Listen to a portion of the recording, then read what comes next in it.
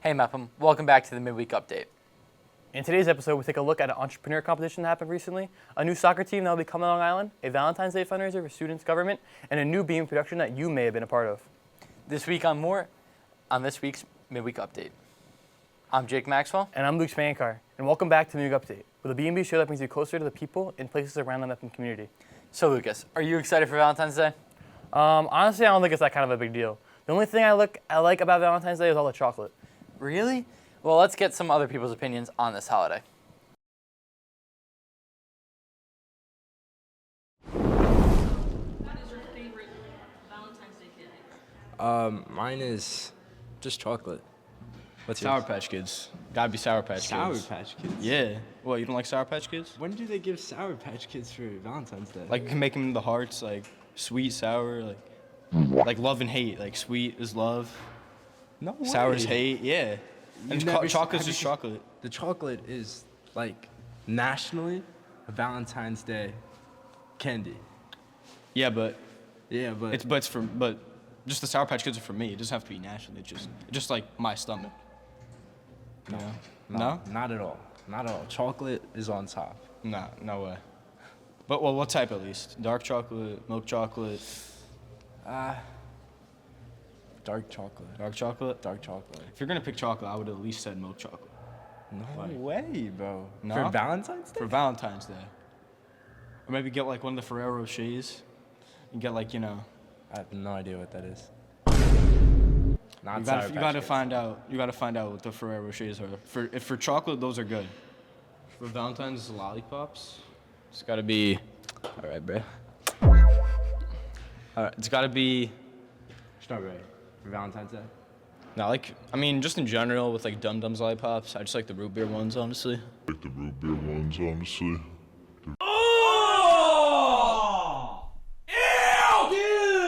beer ones? Yeah. No, those are so bland. It's got to be the strawberry. Strawberry. How about grape? Nah, I Grape? know everyone. It hates has to be grape. something sweet for Valentine's Day. Sweet. All right, yeah, strawberry works. I mean, you want to be my Valentine? You look pretty sweet. I mean, Maybe a different Valentine's Day. there may be a different one. Yeah. All right, yeah, I mean, you're more like spicy. Like you have the ice spice hair, like the orange. You're more of a spicy type, So a different day than Valentine's Day. Like if they have like a National Spice Day, I'll like, I'll be like, you want to be my Spice-in-Time or something like that, That was bad. That was pretty cringy. That was bad. Yeah. That was bad. I think they make some good points. I agree. Besides, I think Valentine's Day brings people together. Yeah, but people come together all the time, just like on Valentine's Day. All right, give me an example. Well, a while back, there was a business challenge that brought us students from the entire BMCH SC together. Wow, it must have been a big deal to bring all those people together. Oh, it was, but don't just take my word for it. Bree Goodman will show you. The purpose of the event is to give the kids an opportunity to showcase their skills and think critically and analyze problems and present real world problems in front of judges. Have one student from each school that sometimes are interacting for the first time together and putting together in just 20 minutes a presentation that they're giving to all of us. Students compete in different categories of business, such as hospitality services, sports and entertainment marketing, and entrepreneurship. There's 25 teams competing within 5 different categories, business categories. Prompt was creating an online business, and it could be like clothing, food, or accessories, and we ended up choosing clothing. We're sports and entertainment marketing, so the program was called Academy Volleyball, and it was how we can help branch them out and increase participation in the program through a variety of different strategies. As students come together to compete in different fields of business, they learn valuable skills from the competition about real-world challenges and different aspects of leading an enterprise. I can start practicing more, okay, how do you build a connection with someone in like 10 seconds and how do you get them to like you as a presenter in 10 seconds, and how do you keep that going? How do you stay professional while doing that? That's what I really like about this. One is collaboration, right? You know, no matter what you decide that you're going to do, you're going to wind up having to work together with people from different backgrounds. And that experience is something that they got to do firsthand here today. A good persona when you're speaking to those clients, and you need to have a comfort level and you need to have confidence. So a program like this really instills those skills to students that you really can't learn in a classroom. Today has been an excellent day for the Bellmore-Merrick community, as we have integrated different students from all around the community. They have come together to solve problems, create, and build the future leaders of tomorrow's business world. For BMB, I'm Brianna Goodman. How on earth did I not know about that? I don't know, but I bet there's more that you don't know about what happens in Long Island. Wait, what are you talking about? I'm talking about the certain soccer team. Ring any bells? No, not at all. There's a new soccer team coming to Long Island. What? I don't believe you. Let's ask Emma Santiago. On a frigid and blustery January 4th, professional soccer came back to Long Island. The American Soccer Club was formed to put this area back on the map as the epicenter for talent. So our goal is to identify, develop, and then launch these players through the American Soccer Club into the top teams in Europe and Major League Soccer. The American Soccer Club will begin playing this spring in the 96th Team National Premier Soccer League. NPSL Managing Director Cindy Spera sees a bright future for soccer on Long Island. I think there's a massive return to soccer in the United States in general in anticipation of the 2026 World Cup. It's so exciting, the things that are happening, the business interest in soccer. And I think that we're going to see great things out of the American Soccer Club. Michael Lewis, the Dean of the U.S. Soccer Journalism, knows there is a need for professional teams, like the American Soccer Club. I'll probably get into trouble saying this. With Major League Soccer is there aren't that many American U.S. players that are playing regularly in the league. This gives local players an opportunity to play regularly and, like I said, develop their skills and move on to a higher league, a higher level. 75 hopefuls came out from across Long Island, ranging from kids just graduating high school all the way through to professionals who have been playing the game for decades. Each had their own reasons for attending. I'm here because I'm looking for a high-level opportunity to continue to pursue my career and continue to get better. And I know there's a lot of talented players here, and I'm just looking to do it at the best level possible for myself. It's a great opportunity to play for a good team that's kickstarting on Long Island this summer, and I'm just looking forward to the tryout because there's a bunch of great players here to challenge myself. It would be great to be a part of something that's up and coming. Like they said, they would like to bring American players over to Europe, and that's something that I think we all dream of. Being one of the younger ones here and probably less experienced at the college level, it'll just get me in that setting with players who have played here for 4 years, 5 years, and at the highest level of college. We're giving people a chance to achieve their dream. Everybody deserves an opportunity to come out here and see what they can do. And some of these guys have been written off. Maybe they're guys that had an injury in college, and maybe they're going to get a second chance with us. With over 30 years of coaching experience, the American Soccer Club has the right man at the helm in John Fitzgerald, who knows the players will gain more than just an opportunity by being part of the team. I didn't know, and then I didn't know, and then for a lot of them, this is going to be the most professional environment that they've been in. It's also going to be the environment that pushes them to the highest level where they've played.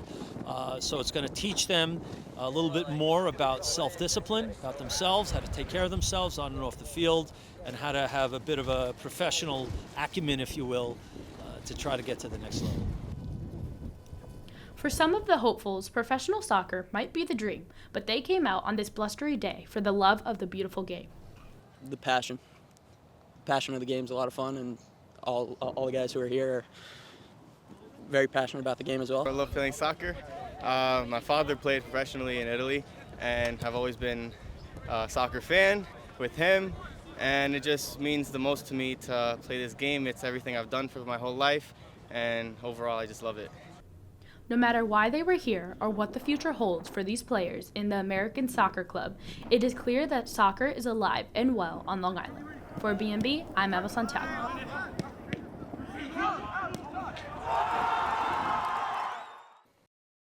I have to say, I wish I played soccer. Yeah, me too. Looks so cool. Jake, what are you looking for? Me? Oh, sorry. I got distracted. I'm trying to find my wallet for later. Why do you need what? Why? What do you need money for later? The student government fundraiser, of course. There's a fundraiser? Yep, and it's centered around your favorite holiday. Thanks, guys. As we all know, Valentine's Day is about showing appreciation, and what better way to do that than with a charming and delightful duckgram? I'm outside the cafeteria where duckgrams are being sold until February 12th. It helps bring people together because it spreads compliment throughout the school. They're raising money to do a senior citizen prom. Duckgrams are only $3 each, so be sure to stop by and purchase one. That's all for me. I'm Allison Redican, sending it back to Lucas and Jake. Very fun, but you know that's not my favorite holiday. You got me excited. I thought you were going to talk about the Super Bowl. Lucas, the Super Bowl is not a holiday. Yes, it is. It brings people together, which is exactly what a holiday does. Well, by that definition, anything can be a holiday.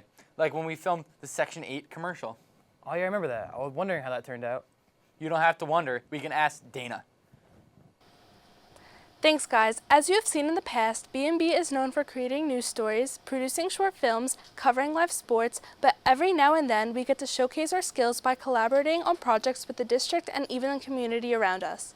With that being said, earlier this year, B&B was approached by the district athletic director, Mr. Caballero.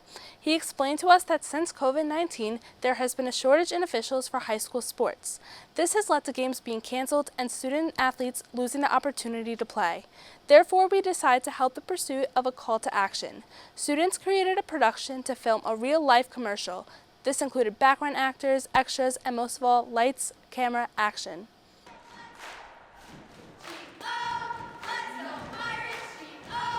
This is it.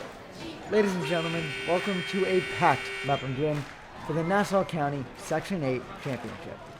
Parents, friends, and family are in the stands as we are just moments away from tip-off.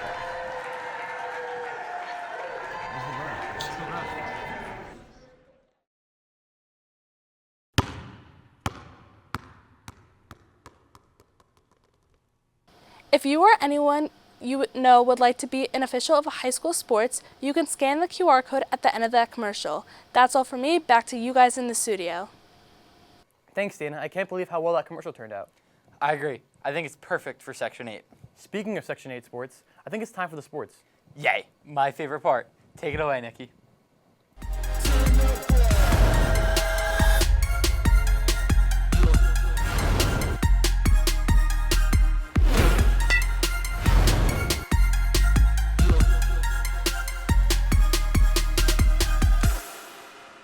Thanks, guys. It's been an exciting week in Mepham sports, so let's get right into it.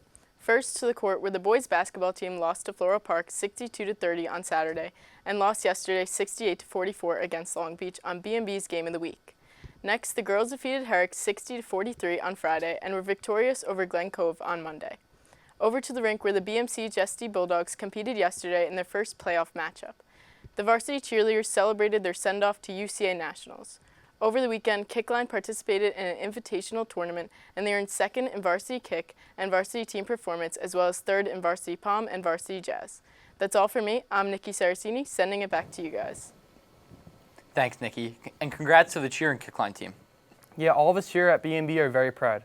Well, that's it from this episode. Make sure to tune in next week for even more stories from around the Bellmore-Merrick Central School District to bring you inside the parts of the community we don't usually get to see. Until then, I'm Luke Paingankar. And I'm Jake Maxell. Have a wonderful week, Mepham. Oh, yeah. All right, are we done?